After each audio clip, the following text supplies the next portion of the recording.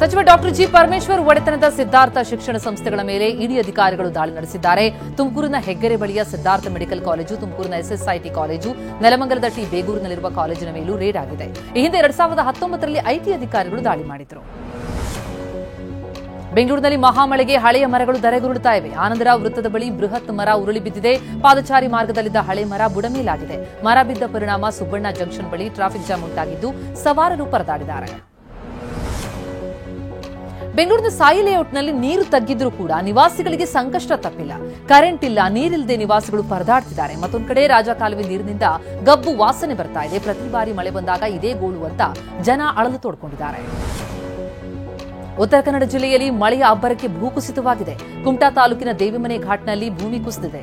ಕುಮಟಾ ಶಿರಸಿ ಹೆದ್ದಾರಿಯ ಮೇಲೆ ಕಲ್ಲು ಬಂಡೆಗಳು ಬಿದ್ದಿದ್ದು ಸಂಚಾರ ಅಸ್ತವ್ಯಸ್ತಗೊಂಡಿದೆ. ಹಾವೇರಿ ಜಿಲ್ಲೆಯಲ್ಲಿ ಸುರಿದ ಭಾರೀ ಮಳೆಗೆ ಹಲವೆಡೆ ಅವಾಂತರಗಳು ಸೃಷ್ಟಿಯಾಗಿವೆ. ಬಿರುಗಾಳಿ ಸಹಿತ ಮಳೆಯಿಂದ ಬೃಹತ್ ಮರ ಧರೆಗುರುಳಿದೆ. ರಟ್ಟಿಹಳ್ಳಿ ತಾಲೂಕಿನ ಮಾಸೂರು ಗ್ರಾಮದಲ್ಲಿ ಮರ ಬಿದ್ದಿದ್ದು ರಟ್ಟಿಹಳ್ಳಿ ಮಾಸೂರು ರಸ್ತೆ ಬಂದ್ ಆಗಿದೆ. ಸ್ಥಳೀಯರು ಅರಣ್ಯ ಇಲಾಖೆಯಿಂದ ಮರ ತೆರವು ಕಾರ್ಯಾಚರಣೆ ನಡೀತಾ ಇದೆ.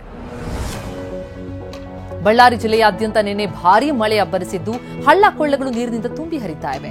ಕುರುಗೋಡು ತಾಲೂಕಿನ ದಮ್ಮೂರು ಹಳ್ಳ ಮೈತುಂಬಿ ಹರಿತಾ ಇದ್ದು ತುಂಬಿ ಹರಿತಾ ಇರುವ ಹಳ್ಳದಲ್ಲೇ ಜನ ಓಡಾಡ್ತಿದ್ದಾರೆ. ಉಡುಪಿಯಲ್ಲಿ ಪೂರ್ವ ಮುಂಗಾರು ಮಳೆ ಅಬ್ಬರಿಸ್ತಾ ಇದ್ದು ಜಿಲ್ಲೆಯಾದ್ಯಂತ ಇವತ್ತು ರೆಡ್ ಅಲರ್ಟ್ ಘೋಷಿಸಲಾಗಿದೆ. ಉಡುಪಿ ಹೆಬ್ರಿ ಬೈಂದೂರಿನಲ್ಲಿ ಜಿಟಿ ಮಳೆ ಶುರುವಾಗಿದೆ. ಅರಬ್ಬಿ ಸಮುದ್ರದಲ್ಲಿ ಅಲೆಗಳ ಬೋರ್ಗರೆತ ಜೋರಾಗಿದೆ. ಸಮುದ್ರಕ್ಕಿಳಿಯದಂತೆ ಜಿಲ್ಲಾಡಳಿತ ಎಚ್ಚರಿಕೆ ಕೊಟ್ಟಿದೆ. ಪ್ರವಾಸಿಗರಿಗೆ ಇದು ನಿರಾಸೆ ಮೂಡಿಸಿದೆ. ದಕ್ಷಿಣ ಕನ್ನಡ ಜಿಲ್ಲೆಯಲ್ಲಿ ಮಳೆಯ ಭೀತಿ ಎದುರಾಗಿದ್ದು ರೆಡ್ ಅಲರ್ಟ್ ಘೋಷಿಸಲಾಗಿದೆ. ಅರಬ್ಬಿ ಸಮುದ್ರದಲ್ಲಿ ಅಲೆಗಳ ಅಬ್ಬರ ಹೆಚ್ಚಾಗಿದ್ದು ಬಟ್ಟಪಾಡಿ ಬೀಚ್ನ ನಿವಾಸಿಗಳು ಕಡಲ್ಕೊರೆತದ ಭೀತಿಯಲ್ಲಿದ್ದಾರೆ. ಅಧಿಕಾರಿಗಳು ನಾಮಕಾವಸ್ಥೆಗೆ ಕಲ್ಲು ತಂದು ಹಾಕಿಸಿದ್ದಾರೆ. ಯುಟಿ ಖಾದರ್ ಸೂಚನೆ ಬಳಿಕವೂ ಅಧಿಕಾರಿಗಳು ಕಳ್ಳಾಟವಾಡುತ್ತಿದ್ದಾರೆ. ಮುಂಬೈನಲ್ಲಿ ಸುರಿದ ಧಾರಾಕಾರ ಮಳೆ ನಾನಾ ಅವಾಂತರಗಳನ್ನು ಸೃಷ್ಟಿಸಿದೆ. ರಾತ್ರಿ ಸುರಿದ ಮಳೆ ಜನಜೀವನವನ್ನು ಅಸ್ತವ್ಯಸ್ತಗೊಳಿಸಿದೆ. ಪುಣೆ ಸಮೀಪದ ಸನ್ಸ್ವಾಡಿ ಪ್ರದೇಶದಲ್ಲಿ ಬೃಹದಾಕಾರದ ಹೋರ್ಡಿಂಗ್ ಕುಸಿದು ಬಿದ್ದಿತ್ತು. 7-8 ದ್ವಿಚಕ್ರ ವಾಹನಗಳು ಜಖಮಾದವು. ಈ ವೇಳೆ ಎಚ್ಚರಿಕೆಯಿಂದಿರುವಂತೆ ಅಧಿಕಾರಿಗಳು ಮನವಿ ಮಾಡಿದ್ದಾರೆ. ಮಹಾರಾಷ್ಟ್ರದ ಭಂಡಾರದಲ್ಲಿ ಬಿರುಗಾಳಿಯಿಂದ ಭಾರೀ ಅವಾಂತರವಾಗಿದೆ. 400-500 ಮರಗಳು ಧರಾಶಾಹಿಯಾಗಿದೆ. ನೂರಾರು ವಿದ್ಯುತ್ ಕಂಬಗಳು ನೆಲಕಚ್ಚಿವೆ. ಮನೆಗಳ ಮೇಲ್ಛಾವಣಿ ಕೂಡ ಹಾರಿ ಹೋಗಿದೆ. ಗೋಲ್ಡನ್ ಟೆಂಪಲ್ನಲ್ಲಿ ಏರ್ ಡಿಫೆನ್ಸ್ಗಳನ್ನು ನಿಯೋಜಿಸಲಾಗಿತ್ತು ಎಂಬ ವರದಿಯನ್ನ ಭಾರತೀಯ ಸೇನೆ ಅಲ್ಲಗಳೆದಿದೆ.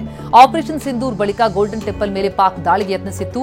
ಸ್ವರ್ಣ ಮಂದಿರ ಟಾರ್ಗೆಟ್ ಮಾಡಿದ್ದ ಪಾಕಿಸ್ತಾನದ ಎಲ್ಲಾ ಕ್ಷಿಪಣಿಗಳನ್ನು ಹೊಡೆದುರುಳಿಸುವಲ್ಲಿ ನಮ್ಮ ಏರ್ ಡಿಫೆನ್ಸ್ ಸಿಸ್ಟಮ್ ಯಶಸ್ವಿಯಾಗಿದೆ ಎಂದಿದ್ದಾರೆ. ಪಾಕ್ ಗೂಢಚಾರಿಯಾಗಿದ್ದ ಪಂಜಾಬ್ನ ಜ್ಯೋತಿ ಮಲ್ಹೋತ್ರಾ ಪಾಕ್ ಗುಪ್ತಚರ ಏಜೆಂಟ್ ಜೊತೆ ನಂಟು ಹೊಂದಿರುವುದನ್ನು ಒಪ್ಪಿಕೊಂಡಿದ್ದಾಳೆ. ಯೂಟ್ಯೂಬರ್ ಆಗಿರುವಂತಹ ಜ್ಯೋತಿ ಮಲ್ಹೋತ್ರಾ ದೆಹಲಿಯ ಪಾಕ್ ರಾಯಭಾರಿ ಕಚೇರಿಯ ದಾನಿಶ್ ಜೊತೆ ಸಂಪರ್ಕ ಹೊಂದಿದ್ದಾಳೆ ಎಂಬ ಆಘಾತಕಾರಿ ಅಂಶ ತನಿಖೆಯಲ್ಲಿ ರಿವೀಲ್ ಆಗಿದೆ. ಆಪರೇಷನ್ ಸಿಂಧೂರ್ ಮತ್ತು ಪಾಕಿಸ್ತಾನ ಭಯೋತ್ಪಾದನೆಯ ಬಗ್ಗೆ ವಿಶ್ವಕ್ಕೆ ಮನದಟ್ಟು ಮಾಡಲು ಸರ್ವಪಕ್ಷ ನಿಯೋಗ ಸಜ್ಜಾಗಿದೆ. 7 ನಿಯೋಗಗಳು ವಿವಿಧ ದೇಶಕ್ಕೆ ಇಂದು ತೆರಳಲಿವೆ. ನಿಯೋಗಗಳನ್ನು ಕಾಂಗ್ರೆಸ್ನ ಶಶಿ ತರೂರ್ ಮುನ್ನಡೆಸಲಿದ್ದಾರೆ. ಒಂದೊಂದು ನಿಯೋಗ 5-6 ದೇಶಗಳಿಗೆ ತೆರಳಲಿದೆ. ಹೈವೇಯಲ್ಲಿ ಜೆಸಿಬಿ ಬ್ರೇಕ್ ಫೇಲ್ ಆಗಿದ್ದು ಭಾರೀ ದುರಂತ ತಪ್ಪಿದೆ. ಬೆಂಗಳೂರು ಹೊರವಲಯದ ದಾಬಸ್ಪೇಟೆ ಜಿಂದಾಲ್ ಮುಂಭಾಗ ದುರ್ಘಟನೆ ತಪ್ಪಿದೆ. ಜೆಸಿಬಿ ಕಾರನ್ನ ತಳ್ಕೊಂಡು ಹೋಗ್ತಿರುವ ಸಿಸಿಟಿವಿ ದೃಶ್ಯ ಟಿವಿ9ಗೆ ಲಭ್ಯವಾಗಿದೆ. ರಸ್ತೆ ಪಕ್ಕದಲ್ಲಿದ್ದ ಗುಂಡಿಗೆ ಕ್ರೇನ್ ಬಿದ್ದಿದ್ದು ಕಾರ್ನಲ್ಲಿದ್ದವರು ಪ್ರಾಣಾಪಾಯದಿಂದ ಪಾರಾಗಿದ್ದಾರೆ. ರೇಣುಕಾಸ್ವಾಮಿ ಬರ್ಬರ ಹತ್ಯೆ ಕೇಸ್ಗೆ ಸಂಬಂಧಪಟ್ಟಂತೆ ತನಿಖಾಧಿಕಾರಿಗಳು ನಿನ್ನೆ ಕೋರ್ಟ್ಗೆ 132 ಪುಟಗಳ ಹೆಚ್ಚುವರಿ ಚಾರ್ಜ್ ಶೀಟ್ ಸಲ್ಲಿಸಿದ್ದಾರೆ. ಆರೋಪಿಗಳ ಮೊಬೈಲ್ ರಿಟ್ರೀವ್ ಮಾಡಿದ್ದು ಫೋಟೋಗಳನ್ನು ಚಾರ್ಜ್ ಶೀಟ್ನಲ್ಲಿ ಲಗತ್ತಿಸಿದ್ದಾರೆ.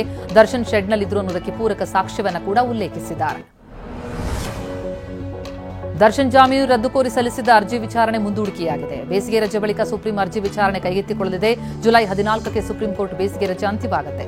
ದರ್ಶನ್ ಸೇರಿ 7 ಆರೋಪಿಗಳ ಜಾಮೀನು ರದ್ದು ಕೋರಿ ಸರ್ಕಾರ ಅರ್ಜಿಯನ್ನು ಹಾಕಿತ್ತು. ಚಿಕ್ಕಬಳ್ಳಾಪುರದ ಚಿಂತಾಮಣಿಯಲ್ಲಿ ಡಾಕ್ಟರ್ ಬಿಆರ್ ಅಂಬೇಡ್ಕರ್ ಪ್ರತಿಮೆ ತೆರವು ವಿಚಾರಕ್ಕೆ ಡಿಸಿಪಿಎನ್ ರವೀಂದ್ರ ಮಾಹಿತಿ ಕೊಟ್ಟಿದ್ದಾರೆ. ಹೈಕೋರ್ಟ್ ಆದೇಶದ ಮೇರೆಗೆ ಅಂಬೇಡ್ಕರ್ ಪ್ರತಿಮೆ ತೆರವುಗೊಳಿಸಲಾಗಿದೆ. ಅನಧಿಕೃತವಾಗಿ ಡಾಕ್ಟರ್ ಅಂಬೇಡ್ಕರ್ ಪ್ರತಿಮೆಯನ್ನು ಅನಾವರಣ ಮಾಡಲಾಗಿತ್ತು. ಮುಂಜಾಗ್ರತಾ ಕ್ರಮವಾಗಿ ಪ್ರತಿಮೆ ತೆರವುಗೊಳಿಸಿದ್ದೇವೆ ಅಂತ ತಿಳಿಸಿದ್ದಾರೆ. ಮೈಸೂರಿನಲ್ಲಿ ಅಕ್ರಮವಾಗಿ ಗಂಧದ ಮರದ ತುಂಡುಗಳನ್ನು ಸಂಗ್ರಹಿಸಿದ್ದ ಶಿವನಂಜನನ್ನ ಪೊಲೀಸರು ಬಂಧಿಸಿದ್ದಾರೆ. ಮಂಗಳೂರಿನ ಮಾಳಹಾಡಿಯ ನಿವಾಸಿ ಶಿವನಂಜ ಅರೆಸ್ಟ್ ಆಗಿದ್ದಾರೆ. ಹುಣಸೂರು ಗ್ರಾಮಾಂತರ ಪೊಲೀಸ್ ಠಾಣೆಯಲ್ಲಿ ಪ್ರಕರಣ ದಾಖಲಾಗಿದೆ. ರಸಗೊಬ್ಬರ ಅಂಗಡಿಗಳ ಮೇಲೆ ಕೃಷಿ ಇಲಾಖೆ ಅಧಿಕಾರಿಗಳು ದಾಳಿ ನಡೆಸಿದ್ದಾರೆ. ಕಲಬುರಗಿಯ ನೆಹರುಗಂಜ್ನಲ್ಲಿರುವಂತಹ ರಸಗೊಬ್ಬರ ಅಂಗಡಿಗಳ ಮೇಲೆ ಜಿಲ್ಲಾ ಕೃಷಿ ಜಂಟಿ ನಿರ್ದೇಶಕ ಸಮದ್ ಪಟೇಲ್ ರೇಡ್ ಮಾಡಿದ್ದಾರೆ. ಹೆಚ್ಚಿನ ದರಕ್ಕೆ ರಸಗೊಬ್ಬರ ಮಾರಾಟ ಮಾಡಿದಂತಹ ದೂರಿನ ಹಿನ್ನೆಲೆ ಪರಿಶೀಲನೆಯನ್ನು ನಡೆಸುತ್ತಿದ್ದಾರೆ. ತಲ್ವಾರ್ ಹಿಡಿದು ರೀಲ್ಸ್ ಮಾಡಿದ್ದ ಚಂದ್ರಶೇಖರ್ನನ್ನ ಯಾದಗಿರಿಯ ಶಾಪುರ ಪೊಲೀಸರು ಬಂಧಿಸಿದ್ದಾರೆ. ಬಂಧಿತ ಚಂದ್ರಶೇಖರ್ ಶಾಪುರ ತಾಲೂಕಿನ ದೂರನಹಳ್ಳಿ ನಿವಾಸಿ. ಈತ ತಲ್ವಾರ್ ಹಿಡಿದಿರುವ ರೀಲ್ಸ್ ವಿಡಿಯೋ ವೈರಲ್ ಆಗಿತ್ತು. ಇಂದು ಮಾಜಿ ಪ್ರಧಾನಿ ರಾಜೀವ್ ಗಾಂಧಿಯವರ ಪುಣ್ಯತಿಥಿ. ತಂದೆಯ ಪುಣ್ಯತಿಥಿ ಹಿನ್ನೆಲೆ ರಾಹುಲ್ ಗಾಂಧಿ ಟ್ವೀಟ್ ಮಾಡಿದ್ದಾರೆ. ಅಪ್ಪ, ನಿನ್ನ ನೆನಪು ಪ್ರತಿಯೊಂದು ಹೆಜ್ಜೆಗೂ ಮಾರ್ಗದರ್ಶಕ. ನಿಮ್ಮ ಕನಸು ನನಸು ಮಾಡುವುದು ನನ್ನ ಸಂಕಲ್ಪ. ಆ ಕನಸುಗಳನ್ನು ನಾನು ಈಡೇರಿಸಿಯೇ ತೀರ್ತೇನೆ ಅಂತ ರಾಹುಲ್ ಗಾಂಧಿ ಟ್ವೀಟ್ ಮೂಲಕ ತಂದೆಯನ್ನು ನೆನಪಿಸಿಕೊಂಡಿದ್ದಾರೆ. ಧೋನಿ ಶೈಲಿಯಲ್ಲಿ ಟೆಸ್ಟ್ ಕ್ರಿಕೆಟ್ಗೆ ವಿದಾಯ ಹೇಳಲು ರೋಹಿತ್ ಶರ್ಮಾ ಬಯಸಿದ್ರು ಎನ್ನಲಾಗಿದೆ. ಆದರೆ ರೋಹಿತ್ ಶರ್ಮಾ ಪ್ರಸ್ತಾವನೆಯನ್ನು ಬಿಸಿಸಿಐ ತಿರಸ್ಕರಿಸಿತ್ತು ಅಂತ ತಿಳಿದುಬಂದಿದೆ. 2014ರಲ್ಲಿ ಆಸ್ಟ್ರೇಲಿಯಾ ಪ್ರವಾಸ ಮಧ್ಯೆಯೇ ಧೋನಿ ಟೆಸ್ಟ್ ಕ್ರಿಕೆಟ್ಗೆ ನಿವೃತ್ತಿ ಪ್ರಕಟಿಸಿದ್ರು.